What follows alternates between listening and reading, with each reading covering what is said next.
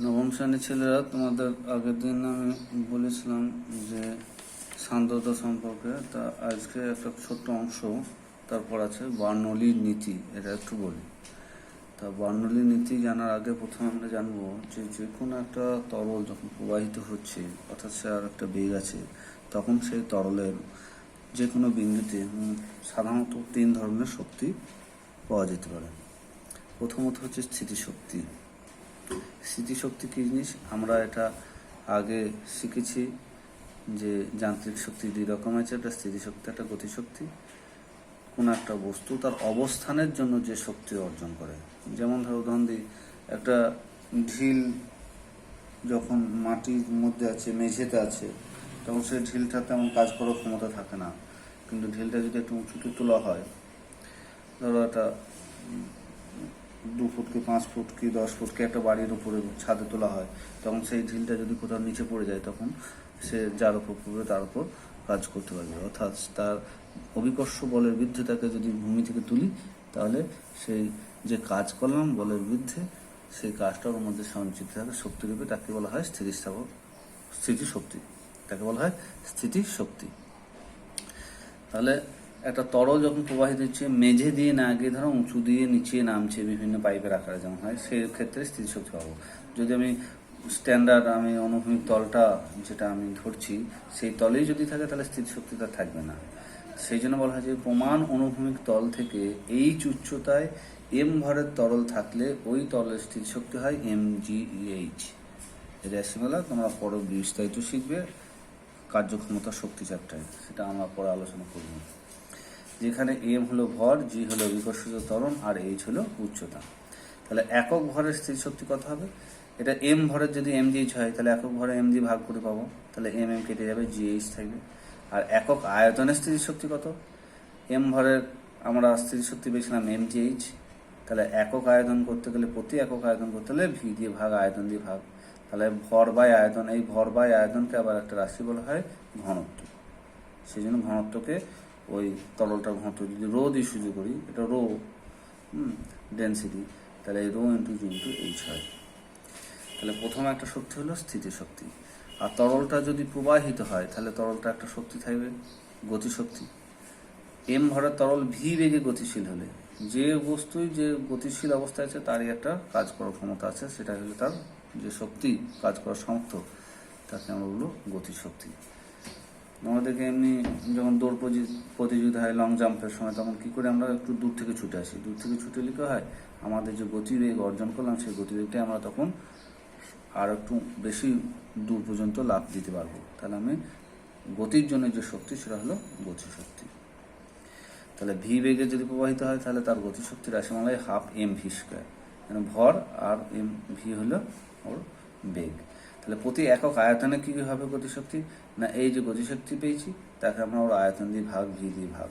তাহলে এখানেও দেখো এম বাই ভি সমান কি ঘনত্ব, রো দিয়ে সূচ করি, তাহলে এটা হলো হাফ রো ভি স্কোয়ার। বা চাপ শক্তি, এই চাপ শক্তির ধারণাটা বিস্তারিত তোমরা বইয়ে পাবে। তা আমি যেহেতু সংক্ষিপ্ত আকারে বলতে চাইছি, তাই আমি বেশি বলবো না। মূলত এখানে মনে রাখবে যে যখনই আমরা কোনো একটা তরল কোথাও আছে, তখন তার এই মুক্ত পৃষ্ঠ সাপেক্ষে যত গভীরে যাবো, তখন সেই তরলের একটা গভীরে কোনো একটা বিন্দুতে চাপ প্রয়োগ করে। আমরা জানি এই মুক্ত পৃষ্ঠে কী থাকে, বায়ুমণ্ডলীয় চাপ থাকে, ঠিক আছে। আর এই স্তম্ভের তরল ধরো একটা, আমি এই বি একটা মুক্ত পৃষ্ঠ, আর এই সিডি লেভেলে কোনো একটা বিন্দুতে আমি যদি তরলকে আরও প্রবেশ করাতে চাই, তাহলে আমি কী করবো, কার্য করতে হবে। কেন না, এখানে একটা চাপ আছে, সেই চাপ কতটা ক্ষেত্রফলের উপর প্রয়োগ করছে, সেই চাপগুলো ক্ষেত্রফল করলে আমরা ঘাত বল পাবো, কতটুকু শ্রম করলাম সে ততটা কার্য করব। তাহলে সেই হিসাবে আমরা চাপ শক্তি রাশিমালা বের করতে পারবো। মনে রাখবো যে ভি আয়তনের কোনো প্রবাহীর চাপ যদি পি হয়, তাহলে তার চাপ শক্তি হয় পি ইন্টু ভি, চাপ গণিত তার আয়তন। সেই জন্য প্রতি একক আয়তনে চাপ শক্তি হয় পি ভি বাই ভি, আয়তন দিয়ে ভাগ, ভি ভি কেটে যাবে, তাহলে শুধু চাপই থাকবে, ঠিক আছে। আর এটা কি হবে, স্থিতিশক্তি হিসাবে সঞ্চিত থাকবে। এই তলকে আমরা কি বলবো, চাপ শক্তি। কি জন্যে না, ভেতরে তো তোমার আধারে কিছু তরলতা আছে, সেই তরলের বিরুদ্ধে আবার আমি কি করব, আমি কিছু তরলকে প্রবেশ করাতে চাই। আর এমন ধীরে ধীরে এই কার্যটা করব যাতে আমি এখানে কোনো তরলের প্রবাহ বা গতিবেগ সৃষ্টি হবে না, সেরকম অবস্থায় তৈরি করতে হবে। ঠিক আছে, সেই জন্য তরলে আমরা তখন কোনো গতিশক্তি থাকবে না, কী হবে তখন কিছু কাজ করা হবে। ঠিক আছে, সেই কাজটা আমরা কী বলবো, চাপ শক্তি হিসেবে প্রকাশ করব। আর একক আয়তনের চাপ শক্তি বলবো হয় পি। ঠিক আছে, আর প্রতি একক ভরের যদি চাপ শক্তি করতাম তখন আমরা এম দিয়ে ভাগ করতাম। ঠিক আছে, এবার আমরা আসি যে বার্নৌলির নীতিটা কি বলছে। বার্নৌলি বিজ্ঞানী ড্যানিয়েল বার্নৌলি একটা ফরাসি বিজ্ঞানী ছিলেন, তার নাম অনুসারে এই উপাদ্যের নাম হয়েছে বার্নৌলি উপাদ্য। এখানে আমি আগে উপপাদ্যটা বলি, তারপর তার প্রয়োগগুলো বলবো। আমরা উপরে আগে প্রয়োগগুলো লিখে ফেলেছিলাম, তা যাই হোক প্রয়োগগুলো বলবো। তা মনে রাখতে হবে যে এই বার্নৌলির উপাদ্যটা প্রযোজ্য হচ্ছে একটা আদর্শ তরলের ক্ষেত্রে। আদর্শ তরলের দুটো গুণ থাকে, একটা হলো আদর্শ তরল হবে অসংরাম্য, আর 2 নম্বর ধর্ম হলো আদর্শ তরল হবে অসান্দ্র, মানে ওর বিভিন্ন স্তরের মধ্যে আপেক্ষিক গতিবেগ থাকবে না। আর এই বার্নৌলি যে উপপাদ্যটা দিয়েছিলেন সেটা মূলত শক্তির সংরক্ষণ নীতির ভিত্তিতে। নীতিটা কি তাহলে আগে শিখি, যে আদর্শ তরলে ধারারেখ প্রবাহ হলে ধারারেখার প্রত্যেক বিন্দুতে একক আয়তনের তরলের স্থিতিশক্তি, গতিশক্তি ও চাপ শক্তির যোগফল সর্বদা ধ্রুবক হয়। তাহলে আমাদের একটা আদর্শ তরল কিরকম প্রবাহ হয়, ধারারেখ প্রবাহ হবে, স্ট্রিমলাইন মোশন, আগের দিন আমি বিস্তারিত জেনেছি। তাহলে ধারারেখ প্রবাহের প্রত্যেক বিন্দুতে, ধরো আমি এখানে একটা এরকম নল, এটি ভূমি, এই ভূমি থেকে ধরো H1 উচ্চতায় আছে, এই নলটা এই জায়গায় প্রস্থচ্ছেদ বেশি, এখানে দেখো প্রস্থচ্ছেদ কম, এখানে যতটা জল প্রবেশ করবে, তরল প্রবেশ করবে, এইদিকে ততটা তরলই বেরিয়ে যাবে। ঠিক আছে, তাহলে তাদের বেগ হয়তো আলাদা হবে, কারণ এখানে অনেকটা বেশি পরিমাণে তরল বেরোবে, এখানে ছিদ্রটা আকার কম, তাহলে এখানে বেগটাকে বেশি হতে হবে। যাই হোক, সেটা পরের ব্যাপার আসছে। তাহলে এখানে যে কোনো একটা বিন্দু ধরলাম, ধরো এই বিন্দুটা এ নাম দিলাম, তাহলে এই এ বিন্দুতে এর একক আয়তনের স্থিতিশক্তি, এই তরলটার একক আয়তনের স্থিতিশক্তি, গতিশক্তি ও চাপ শক্তির যোগফল। আবার এই অন্য যে কোনো বিন্দু যদি আমি ধরি সি ডি ই, এই একটা বিন্দু, সেখানেও একক আয়তনের তরলের স্থিতিশক্তি, গতিশক্তি ও চাপ শক্তির যোগফল সর্বসময় ধ্রুবক হবে। তাহলে আমরা আগে শিখলাম 3 রকম শক্তির কথা। তাহলে গতিশক্তি কি জিনিস, ধরে নিই যে এম ভরের আমার তরল প্রবাহিত হচ্ছে, তাহলে গতিশক্তি হবে হাফ এম ভি স্কোয়ার, ভর ইন্টু বেগের স্কোয়ার, তাহলে হাফ এম ভি স্কোয়ার। তাহলে একক আয়তনের গতিশক্তি কত হবে, এই গতিশক্তি তার আয়তন দিয়ে ভাগ, তাহলে আয়তন দিয়ে ভাগ করলে আমি কী পাবো, ভর বাই আয়তন পাবো। এই ভর বাই আয়তনকে আমি কী বলবো, ঘনত্ব বলবো। তাহলে হাফ ইন্টু ঘনত্ব ইন্টু বেগের স্কোয়ার, সেটাকে আমি লিখবো ঘনত্বটাকে রো দিয়ে আর বেগটাকে ভি দিয়ে। তাহলে একক আয়তনের গতিশক্তি হবে হাফ রো ভি স্কোয়ার। স্থিতিশক্তি কী হবে, এই যে অনুভূমিকা আমার যে স্ট্যান্ডার্ড যে একটা প্রমাণ্য একটা তল, এই তল থেকে এই নলটা কি আছে, H1 উচ্চতায় আছে, ধরো এই বিন্দুটা H উচ্চতায়, আমি এখন বোঝার জন্য পরে H1 H2 বলবো। তাহলে এই কি করেছে, কিছু অনুভূমি থেকে উঁচুতে আছে, তাহলে স্থিতিশক্তি অর্জন করেছে। কতটা স্থিতিশক্তি, ভর গণিত কতটা উচ্চতা আছে গণিত ওই স্থানে অবিকর্ষণ ত্বরণ। তাহলে একক আয়তন স্থিতিশক্তি কী হবে, তার আয়তন দিয়ে ভাগ। তাহলে ভরকে আয়তন দিয়ে ভাগ করলে কী পাবো, ঘনত্ব পাবো। তাহলে ঘনত্ব ইন্টু উচ্চতা ইন্টু অবিকর্ষণ ত্বরণ, সেটাকে লিখছি রো ইন্টু এইচ ইন্টু জি। আবার যদি ভি আয়তনের কোনো প্রবাহীর চাপ যদি পি হয়, তাহলে তার চাপ শক্তি হয় পি ইন্টু ভি। তাহলে একক আয়তনের চাপ শক্তি হবে চাপ ইন্টু আয়তন বাই আয়তন, সমান হবে চাপের সাথে সমান। তাহলে বার্নৌলির উপাদ্য অনুসারে এই 3টি, অর্থাৎ গতিশক্তি, একক আয়তনের গতিশক্তি, তার রাশিমালা আমি আগের কথায় পেয়েছি, কি পেয়েছি, যে half rho v square, half rho v square, এটা কি পেয়েছি, একক আয়তনের গতিশক্তি। আর কি পেয়েছি, একক আয়তনের স্থিতিশক্তি, একক আয়তনের স্থিতিশক্তি হলো রো এইচ ইন্টু জি, আর হলো চাপ শক্তি। এইটি কি হলো, এই 3টে যোগফল সবসময় ধ্রুবক হবে। এটাই হলো বার্নৌলির উপাদ্যের বিবৃতির গাণিতিক সমীকরণটা। এবার ধরো একে যদি আমি প্রত্যেকটাকে আমি এই রো জি দিয়ে ভাগ করি, তাহলে এটাকে লিখব বা হাফ ভি স্কোয়ার, মানে হাফটা না লিখে ভি স্কোয়ার বাই 2g। তাহলে রো জি দিয়ে ভাগ করলে শুধু এইচ থাকবে, আর এটা p/ρg। এইটি সমান ধ্রুবক লিখতে পারি, প্রত্যেকে উভয় পক্ষে কত দিয়ে ভাগ করেছি, রো ইন্টু জি দিয়ে ভাগ করেছি। রোটা ধ্রুবক তরলের ক্ষেত্রে, নির্দিষ্ট তরলের ক্ষেত্রে এটা হলো ওর ঘনত্ব, আর জিটা ওই স্থানে অভিজ্ঞ স্থান, এটাও ধ্রুবক। সেই জন্য ধ্রুবক দিয়ে ধ্রুবককে ভাগ করলে সেটা একটা নতুন ধ্রুবক হবে। তখন এই যে পদটা, এই পদটাকে বলা হয় বেগ শিশু, আর এই এইচটাকে বলা হবে উচ্চতা শিশু, আর এই যে p/ρg এটাকে বলা হয় চাপ শিশু। তাহলে আমরা বার্নৌলির উপপাদ্যের আর একটা বিকল্প বিবৃতি পারি, যে ধারক প্রবাহ হলে তরলের যে কোনো বিন্দুতে তার চাপ শীর্ষ, উচ্চতা শীর্ষ এবং বেগ শীর্ষের যোগফল ধ্রুবক হয়। এটা বার্নৌলির উপপাদ্যের দ্বিতীয় বিবৃতি। এছাড়া আর একটা বিবৃতি আছে, সেটা একটু বলে নিই। যে ধরো আমি তো ছবি যেটা এঁকেছিলাম সেটা এরকম ছিল, এরকম ধরো এরকম সুবিধার জন্য, যে একটা বিন্দু, এই একটা বিন্দু ধরবো, যে এই দুজনে ধরো অনুভূমিক থেকে এ আছে h1 উচ্চতায় আর এ আছে h2 উচ্চতায়। এটার নাম দিলাম ধরো এ বিন্দু, এটার নাম দিলাম বি বিন্দু। তাহলে এই বিন্দুতে ওর শক্তি কত, আমরা যদি লিখি যে এই বিন্দুতে ওর বেগ যদি v1 হয় তরলের, আর এই বিন্দুতে বেগ যদি v2 হয়, তাহলে v1² / 2g বেগ শীর্ষ প্লাস h1 প্লাস p1/ρg। এখানে চাপ হলো p1, এখানে চাপ হলো p2, এখানে উচ্চতা h1, এখানে h2। তাহলে এইটি সমান হবে এই বিন্দুর বেগটা যদি v2 হয় তাহলে v2² / 2g বেগ শীর্ষ প্লাস উচ্চতা শীর্ষ প্লাস চাপ শীর্ষ, এটি ধ্রুবক হবে। তার মানে এটা সমানে আর একটা লিখতে পারি ধ্রুবক।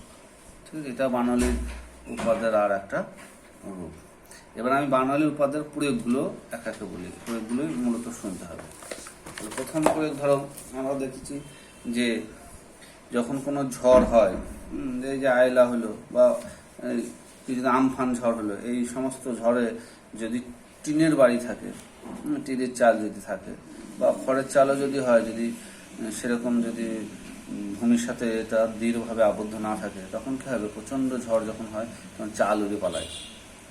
কী করে পালায় না, আমরা দেখেছি, শিখলাম এখনই, যে গতিবেগ এর জন্য দায়ী হলো গতিশক্তি, উচ্চতার জন্য দায়ী হলো স্থিতিশক্তি এবং চাপের পার্থক্যের জন্য দায়ী হলো চাপ শক্তি। তা এই তিনটে শক্তির যোগফল সমান হয়। তা এই উপর দিয়ে ধরো প্রচণ্ড বেগে বাতাস বয়ে যাচ্ছে, ঘরের ভেতর তো বাতাস বইছে না, তাহলে ঘরের ভেতরে গতিশক্তি কম আছে, এখানে গতিশক্তি বেশি আছে। এবার এখানের মোট শক্তি, এখানে মোট শক্তি তো সমান হবে। তো এখানে যদি বেগ যদি বেশি হয় তাহলে নিশ্চয়ই চাপটা কম আছে, আর এখানে বেগটা কম, বেগ নেই বললেই চলে, তাহলে চাপটা অনেক বেশি আছে। তাহলে নিচে থেকে উপর দিকে একটা চাপ প্রয়োগ করবে, আর এই বায়ুটা প্রবাহিত হচ্ছে, সেদিন চালটা উড়ে চলে যাবে। তাহলে বুদ্ধিমানের কাজ হবে, যদি জানলা টানলা থাকে তাহলে জানলাগুলো খুলে দেওয়া, তাহলে এখানেও বেগটা চাপে বাতাস বইবে, তাহলে ওড়ার সম্ভাবনাটা কমে যাবে। অ্যারোপ্লেনের তোমার কিভাবে অ্যারোপ্লেন আকাশে যে ভাসে তার ব্যাখ্যা, এটা অনেকেই নিউটনের তৃতীয় গতি সূত্র দিয়ে ভুল করে দেয়, তা সেটা করলে হবে না। অ্যারোপ্লেনের মাথার দিকে থাকে প্রোপেলার, এই প্রোপেলারটা ঘুরিয়ে কী করা হয়, এই ডানার উপর দিয়ে একটা তীব্র বেগে বাতাসকে চালনা করার ব্যবস্থা করা হয়।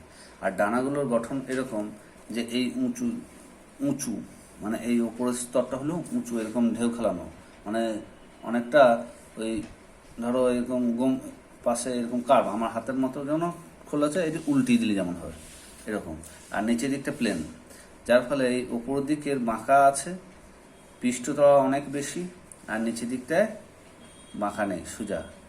সেই জন্য কী হয়, এটা পাখির ডানার মতো হয়ে যায়। হ্যাঁ, আর ডানার সামনের দিকটা মোটা, পেছন দিকটা হলো পাতলা।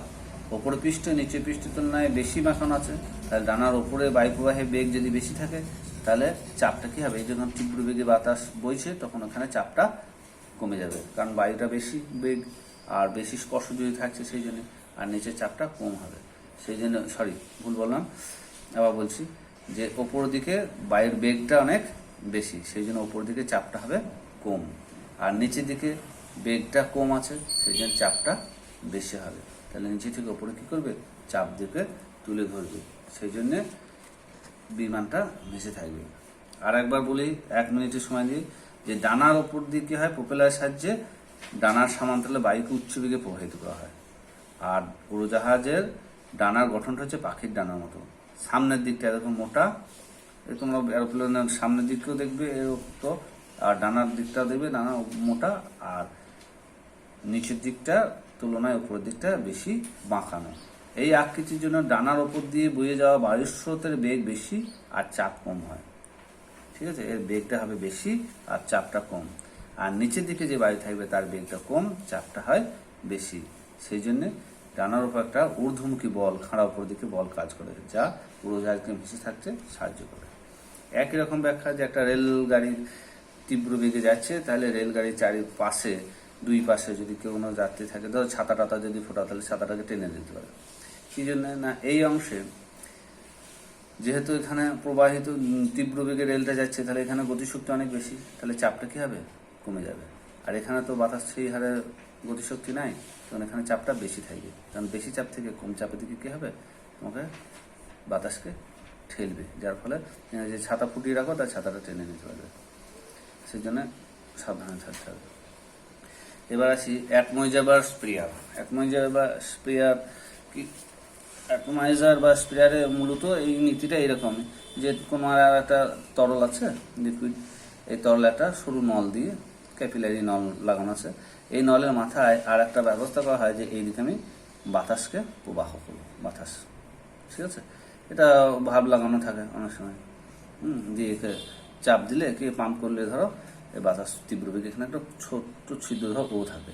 এবার এই ছিদ্র দিয়ে যখনই বাতাস বইবে তখন এই অংশে কী হয়, গতিশক্তি অনেক বেশি, তাহলে চাপটা অনেক কম, আর এখানে চাপটা বেশি।